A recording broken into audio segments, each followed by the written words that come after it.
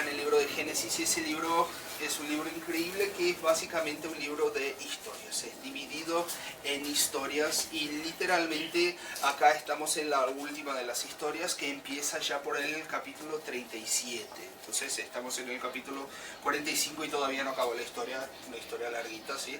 Y ese libro, esa parte de la historia se llama, o el libro la llama la historia de la generación de Jacob, o sea, la historia del hijo de los hijos de Jacob. Y si, yo qué sé, si ya leíste la Biblia por todo un año usando aquellos planes de lectura bíblica de antaño, a veces cuando estamos en Génesis nos pone como un cachito chico, como 2, 3 capítulos, y uno empieza a leer y la historia lo engancha y uno quiere leer más, porque las historias del Génesis son entretenidas, son historias que da gusto de leer. Y eso sucede porque Génesis sigue lo que sería el guión común de cualquier buena historia. Todas las historias del Génesis siguen un guión de una historia que es bien contada. Entonces primero se establece un escenario, después se presentan los personajes, después se presenta dónde están, el protagonista, y luego la historia avanza hacia un conflicto que parece que no puede tener solución, un problema, una crisis, y ese conflicto llega hasta un punto máximo, y luego en el clímax del conflicto llega la resolución de los problemas, y paso a paso se resuelve y terminamos la historia con todo en paz y resuelto. La mayoría de las historias se cuenta así, y eso es simplemente una manera que engancha, una manera de contar una historia de forma que se comunique bien lo que pasó. Y uno no necesita simplemente mirar a la Biblia para ver ese tipo de guión. Si uno se va a cualquier historia, cualquier mismo, por ejemplo, si tomamos, por ejemplo, una película que le encanta a mi hijo, que es El Rey León. El Rey León sigue exactamente ese mismo guión.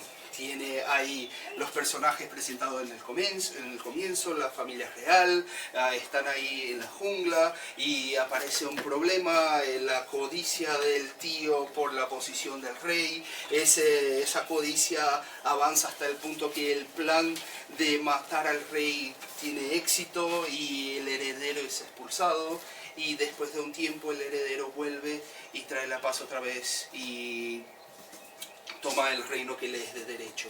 Todo eso con un guión de estamos acá en el escenario, llegamos a un clímax y llegamos al punto final. Pero, ¿por qué estoy diciendo todo eso? Porque lo que estamos viendo acá, esa parte de la historia de José, es simplemente la parte final de la historia. Es simplemente el punto culminante, la manera dramática que se resuelve un problema o un conflicto que se venía montando o armando durante muchos capítulos. Y les resumo la historia así muy rapidito, especialmente para los que no la conocen o los que a lo mejor no la recuerdan muy bien.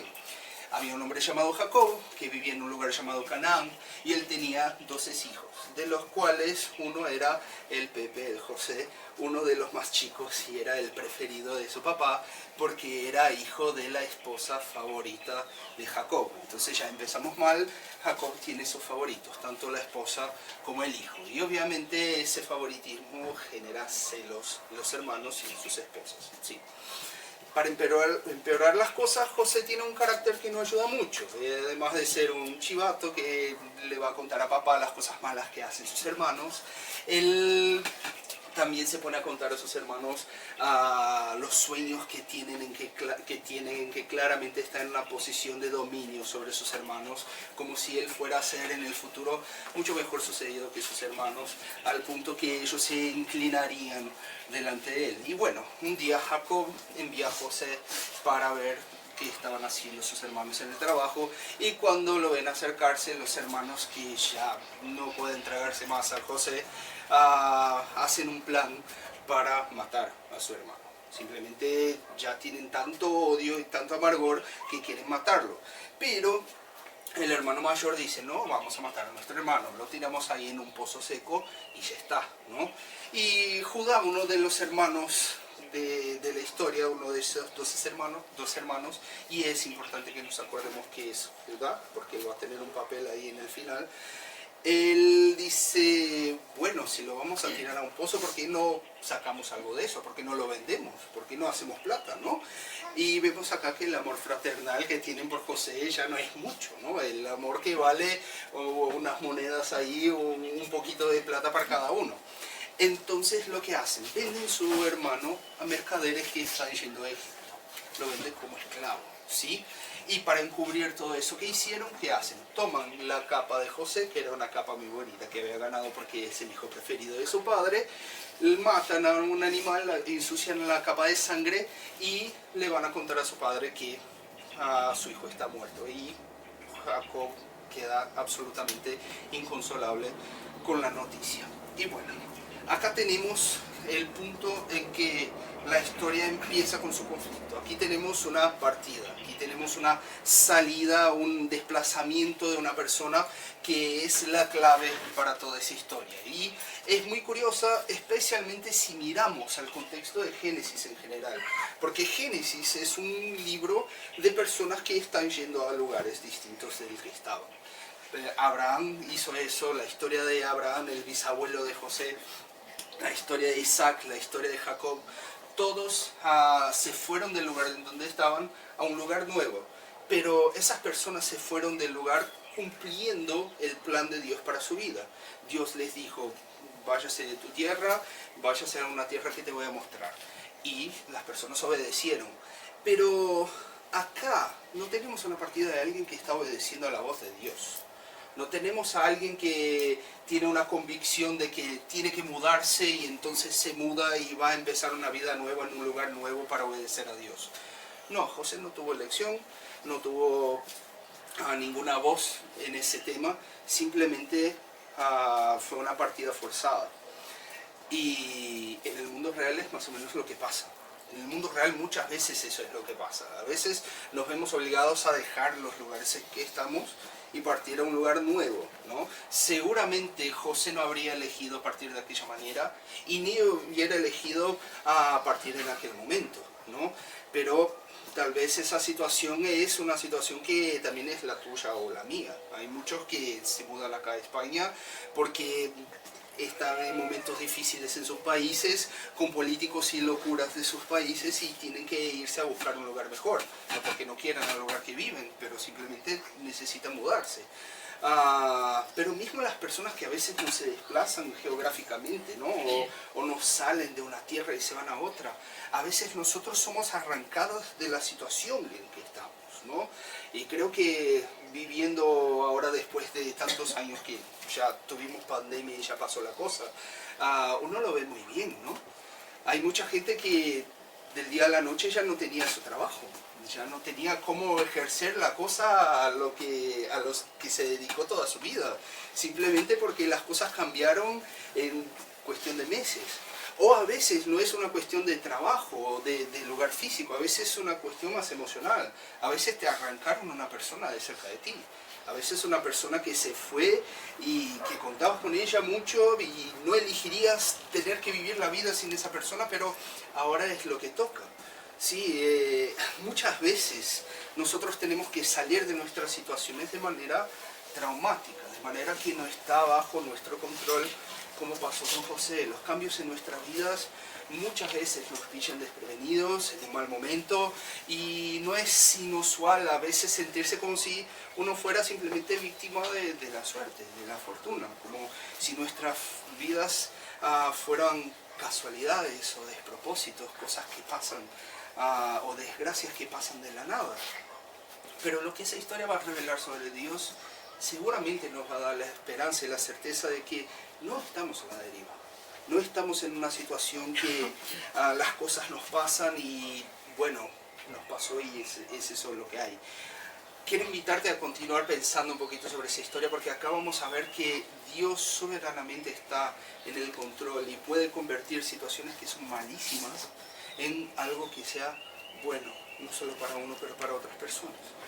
Si continuamos con la historia, lo que pasa a seguir, lo que pasa después que José es vendido, Esos mercaderes venden José a su vez a un tipo en Egipto y suceden muchas cosas con él ahí. Él básicamente es acusado injustamente de acoso y llega al fondo del pozo al ser encarcelado sin ninguna razón aparente y quedó ahí durante años encarcelado, y aún así el texto muestra inequívocamente que Dios estaba con él en todos los momentos, mismo cuando él sufría injusticias.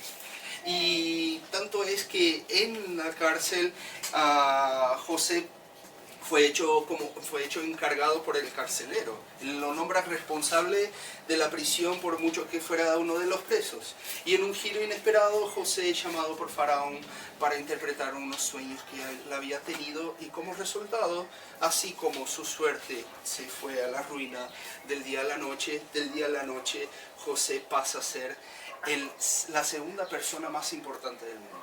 Básicamente, él era el segundo importancia en todo Egipto, que era el mayor imperio de la época. Es decir, de la noche a la mañana él pasa de ser un extranjero pobre encarcelado a ser el segundo hombre más poderoso del mundo. Y en ese escenario comienza a haber una sequía enorme en la tierra, y todo el mundo sufre escasez de comida excepto Egipto, porque gracias a José, que tenía la bendición de Dios, que hizo un plan para almacenar alimentos y prepararse para esa sequía que Dios ya le había dicho que viniera, Egipto tenía fartura de comida y toda la tierra tenía necesidad. Entonces, personas llegan de todos los lugares del mundo a comprar comida. Incluso llega gente de Canaán, el lugar donde vivía la familia de José. Y vienen quienes, los propios hermanos de José de Egipto, pedirle que José les venda comida, aunque no saben más que José, no se parece más a José. Tiene pinta de un egipcio común, y un egipcio poderoso común, y a pesar de que sus hermanos no lo reconocen, José los reconoce. Entonces hace un plan muy astuto porque él quiere ver a todos sus hermanos. Él notó que su hermano más chico, que era el único hermano de padre y madre, no los acompañaba. Entonces dijo, bueno, voy a hacerles acá una trampa para que ellos me traigan al hermano que quiero ver. Entonces la primera vez que fueron, José les dijo a los hermanos que creía que ellos eran espías, que no se tragaba esa historia, que pasaban hambre, que eran 2 hermanos. Si son 2 hermanos, ¿por qué solo están 10 aquí? Y entonces toma uno de ellos, lo encarcela y dicen, vayan a buscarse a su otro hermano. Si no vuelven acá con su otro hermano, ese de aquí no va a salir de la cárcel. Y bueno, cuando llegan a su padre Jacobo, a su padre Jacob, ¿no? Jacob es otro. Cuando llegan a su padre Jacob, el padre dice, no me van a llevar al Benjamín. Benjamín es el único hijo que tengo todavía de la mujer que es mi favorita. No lo van a llevar. Encarcelaron al otro hermanito, pobre de él, se va a quedar en la cárcel. Benja no sale de mi lado. No van a conseguir sacarlo de mí. Pero el hambre sigue. Ellos van a tener que comprar comida otra vez y tienen que volver a Egipto. Y entonces Jacob dice, bueno, entonces si tienen que ir a Egipto, si tiene que irse Benjamín, entonces llévenlo, a lo mejor mis canas van a irse tristes a la sepultura, como dice Jacob. Pero si es lo que hay, es lo que hay. A lo mejor Dios me está castigando por alguna razón. Y ellos van otra vez a Egipto. Pero piensen del lado de los hermanos. Están yendo a un gobernante que parece ser un gobernante duro, una persona poderosa que quiere hacerles mal sin razón. Y ahora ellos tienen a su hermano. Ellos saben que Dios los está castigando porque vendieron a su hermano José. Entonces tienen esa conciencia y ese peso en el corazón de que eso nos está pasando porque nosotros somos malos, ¿sí? Y ellos tienen toda esa tensión, va subiendo esa tensión. Y en ese punto de la historia, los hermanos creen que están siendo castigados. Y no se puede hacer más nada que clamar por la misericordia de un gobernante duro y hostil.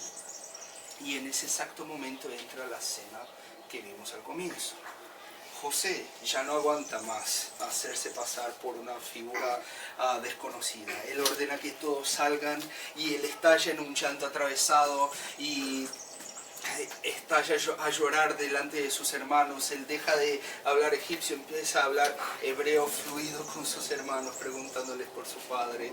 Y imagínense la situación que está José ahora, delante de los hermanos que le hicieron tanto mal, acordándose del amor de su padre, acordándose del rechazo y de la hostilidad de sus hermanos, acordándose en aquel momento de toda su peregrinación, de todos los años encarcelados, de todas las injusticias, de los años que fueron dolorosos en la prisión. Todo eso ahora salía a flote en un torbellino de emociones y José no aguantándose, no conseguía hablar siquiera muy bien. En ese momento José tenía todo para tomar la decisión que quisiera. En ese momento José tenía todo para hacer con sus hermanos, hacer con quien fuera alrededor suyo lo que quisiera. Él podría tratar a sus hermanos que lo trataron fríamente y lo vendieron a mercaderes que lo arrancaron del amor de su padre, lo que quisiera. Era por culpa de sus hermanos que se había tragado años de cárcel, había sido acusado de violación injustamente, había sido olvidado en la prisión. Incluso el nombre de sus hijos reflejaba el sufrimiento que él había pasado. Y ahí estaba José con la oportunidad de hacer sufrir mucho a aquellos que lo habían hecho sufrir a él, teniendo todas las emociones ahí para que pudiera hacerse cargo de su destino y hacer la justicia con sus propias manos. José tiene toda esa oportunidad. ¿Y qué hace José entonces? ¿Cómo reacciona José a aquellos que lo hicieron partir a fuerza? Que lo sacaron de la situación que más le gustaba en el mundo a una situación que fue muy sufrida y muy dolorosa. La Biblia dice: acercaos ahora a mí. Ellos se acercaron y les dijo: yo soy José, vuestro hermano, el que vendisteis y que llegó a Egipto. Ahora pues no os entristezcáis ni os pese de haberme vendido acá, pues para salvar vidas me envió Dios delante de vosotros. Pues ya había habido 2 años de hambre, 2 años de hambre en medio de la tierra, y aún quedan 5 en los que no habrá siembra ni cosecha, pero Dios me envió delante de vosotros para que podáis sobrevivir sobre la tierra, para daros vida por medio de una gran liberación. Así pues, no me enviasteis acá a vosotros, sino Dios. Teniendo todo para hacer lo que quisiera con las personas que lo hicieron sufrir, ¿qué hace José? José perdona. José perdona. Y acá es necesario tener mucho cuidado, porque nuestra tendencia natural con héroes de la Biblia, con historias de la Biblia, es ponerlos en una plataforma de santidad, como si fueran capaces de hacer cosas que nosotros simples mortales no conseguimos o jamás podríamos hacer. Pero no es así, porque la historia de José está aquí no para mostrar la increíble piedad de José, no. Al igual que todas las historias de la Biblia, esa historia está aquí no para destacar un héroe humano, sino para mostrar el Dios de la Biblia. ¿Cómo pudo José perdonar delante de una situación en que sufrió tanta injusticia, en que sufrió tanto dolor, en que tenía las personas responsables y era posible que los hiciera sufrir al igual que él sufrió? Seguramente no fue porque pasó por alto lo que hicieron sus hermanos, porque él dice y él habla de su dolor. El dolor que él sentía era profundo. Las marcas de su sufrimiento serían para toda su vida. Pero el perdón no está fundamentado en olvidarse de lo que él había sufrido. El perdón está fundamentado en la certeza de quién Dios es. La única base para un perdón verdadero es entender quién Dios es. José se dio cuenta de que su vida no estaba en las manos de las locuras y de las maldades de personas a su alrededor, sino en las manos de un Dios bueno que es capaz de hacer que las malas acciones de los demás converjan para el bien. José tiene una certeza absoluta de que al fin y al cabo, quien lo llevó a Egipto a vivir todo lo que vivió fue Dios, no fueron sus hermanos. En ese breve pasaje, él repite 3 veces que Dios lo envió a Egipto. No hay duda en la mente de José que Dios había preparado todo ese trayecto. Un trayecto duro, un trayecto amargo, pero hasta aquel momento Dios lo había hecho todo.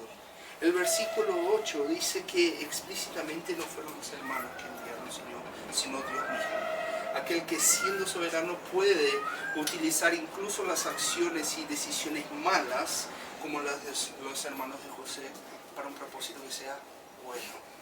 Y este es el punto crucial que creo que si nosotros aún no entendimos en nuestras vidas, lo necesitamos con urgencia, porque es liberador cuando pensamos en otras personas. No estamos a la merced de las malas acciones que han cometido contra nosotros.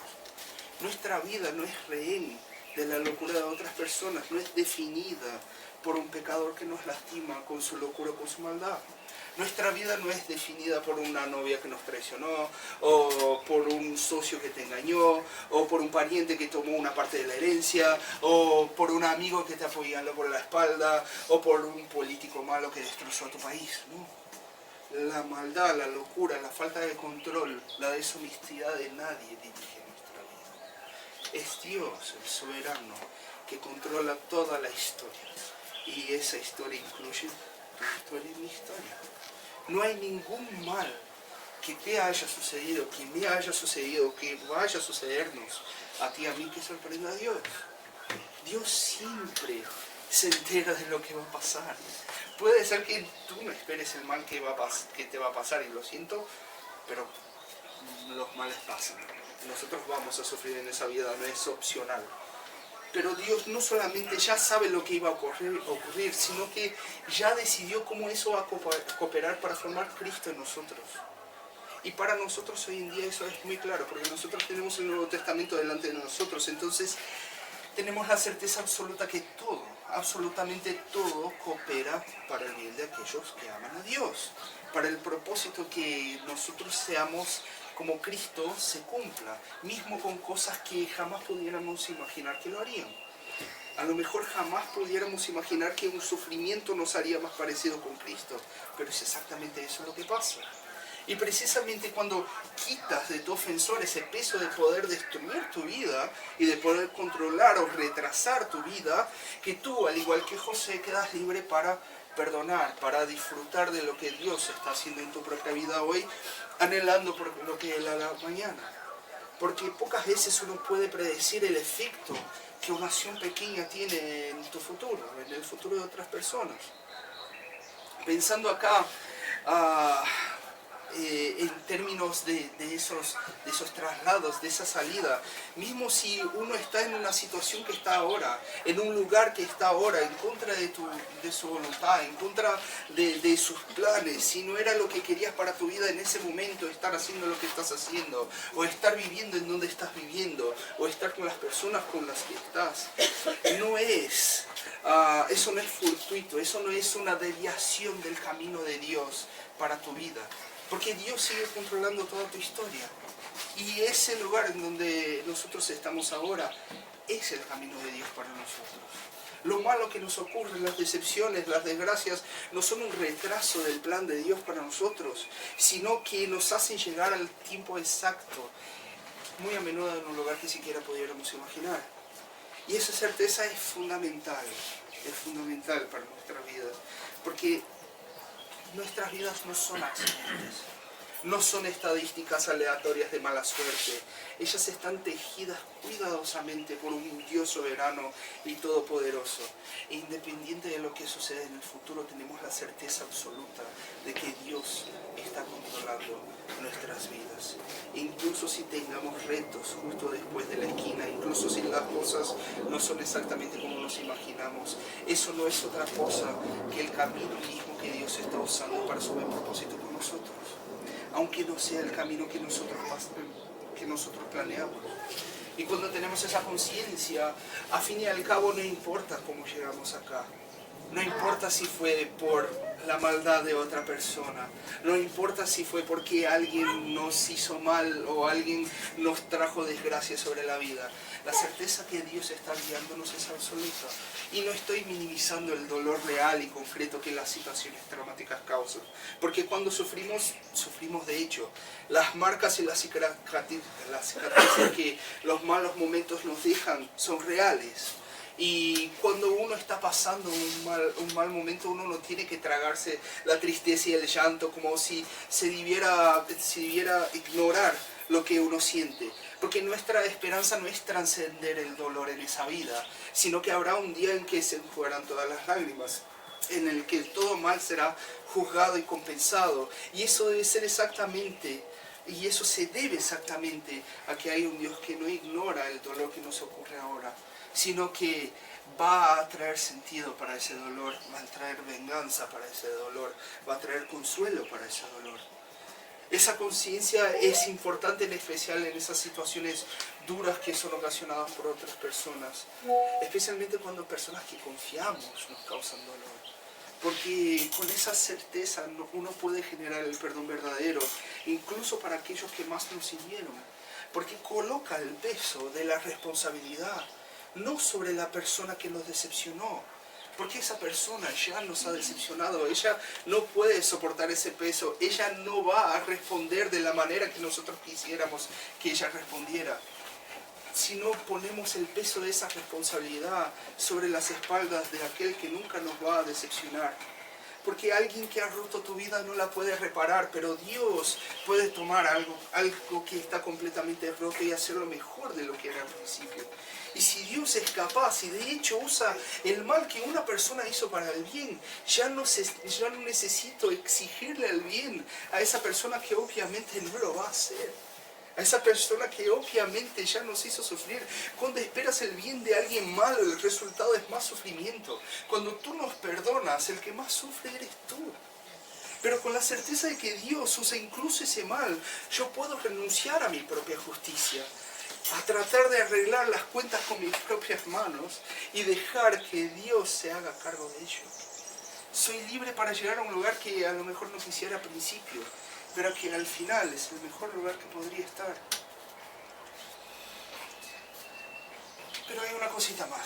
Hay otro aspecto que esa historia nos muestra. Y con mucha frecuencia, cuando nosotros hablamos de sufrimiento, de historias, de propósitos, especialmente de las partes dolorosas de nuestras vidas, la atención se centra en nosotros, ¿no? En lo que nos pasó, en lo que nosotros sentimos, en cómo fuimos vindicados cuando estamos en el fondo, cómo Dios cambió nuestra suerte.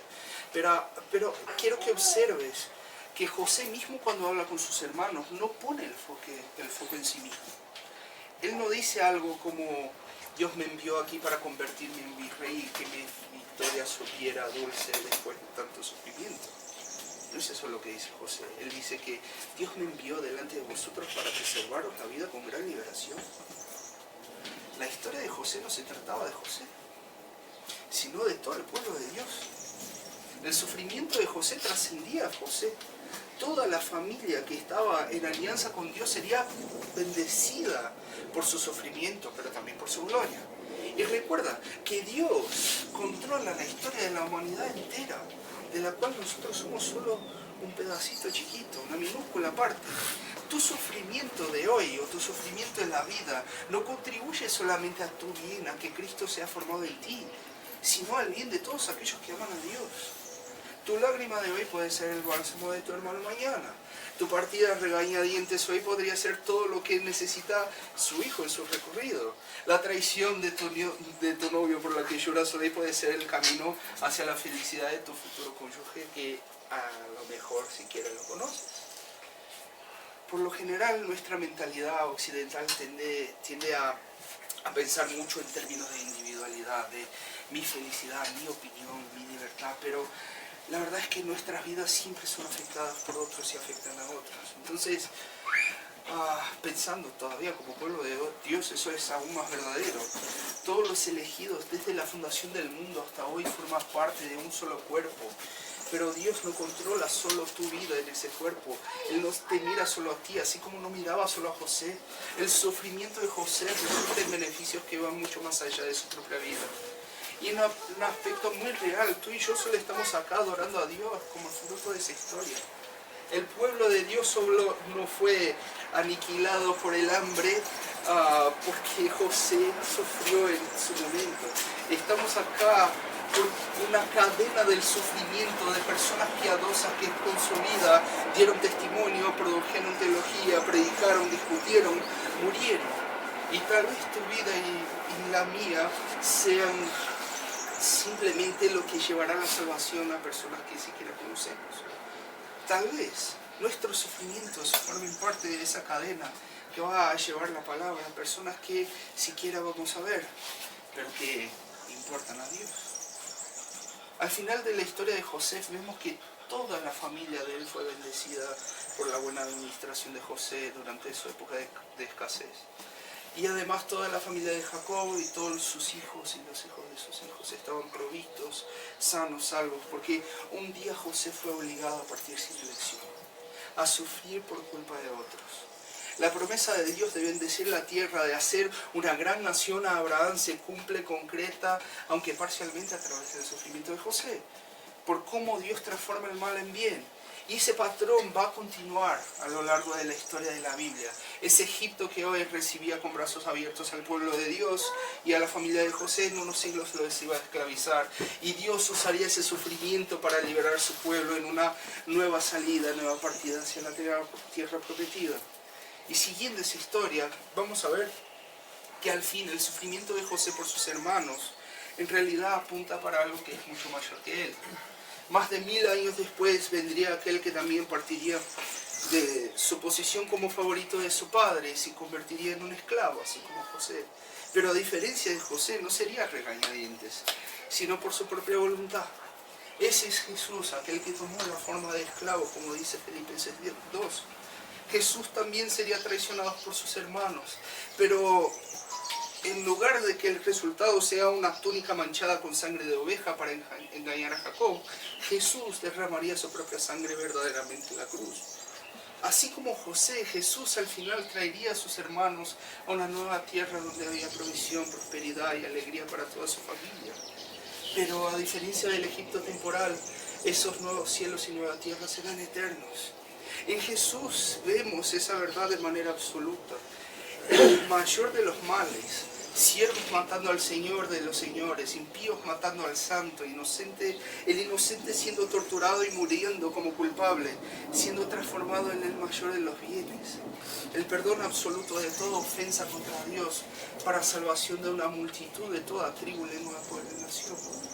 Y por ese perdón absoluto, fruto del mayor de los males convertido en el más grande de los bienes, nosotros podemos salir de aquí hoy con la certeza de que el Dios Todopoderoso controla la historia. Él controló la historia de José en su sufrimiento.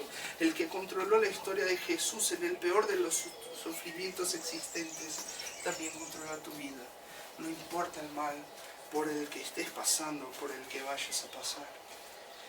Así que hoy lo que te invito a hacer es, te invito a creer hoy que si confías en Él, que si entregas tu vida a Él, Él dirige todo para formar a Cristo en ti, para formar a Cristo en tus hermanos, incluso en aquellos a quienes lo mejor quizás nunca los vas a conocer. Tu salida, tu traslado, sea cual sea, es exactamente lo que Dios ha preparado. El lugar en donde estás es exactamente el lugar que Dios te ha preparado. Tu vida no está en las manos de personas malas o de situaciones desafortunadas, sino en las manos de un Dios bueno que transforma el mal, incluso el mal que vivimos ahora o que vayamos a vivir en un bien para ti y para muchos más. Por eso puedes perdonar a quien sea, porque nadie te saca del camino de Dios. Mismo la peor de las desgracias que te ha traído aquí ahora es exactamente la que te trajo al lugar que deberías estar en el momento preciso para que Dios transforme ese mal en bien. Amén. Baja tu cabeza, vamos a orar. Padre, muchas gracias. Muchas gracias porque podemos confiar en ti. Muchas gracias porque eres más poderoso y más bueno que nuestra maldad. Gracias, Señor, porque no hay nada que podamos hacer que sea tan malo que tú no lo puedas arreglar. Y que no hay nada tan malo que nos haya pasado que tú no lo puedas transformar en algo más bello de lo que pudiéramos imaginar, Señor. Señor, ayúdanos a confiar en ti. Ayúdanos a fijar nuestros ojos en ti. A perdonar como fuimos perdonados. A confiar en ti porque tú eres fiable, Señor. A poner los ojos en Jesús y ver tu gracia absoluta actuando en la peor de las situaciones. Ayúdanos, Señor. Nuestro corazón es débil, nuestras voluntades no son tan fuertes, pero tú eres más fuerte que nosotros. Tú nos puedes cargar en cualquier situación y te pedimos que por tu gracia lo hagas. En el nombre de Cristo. Amén.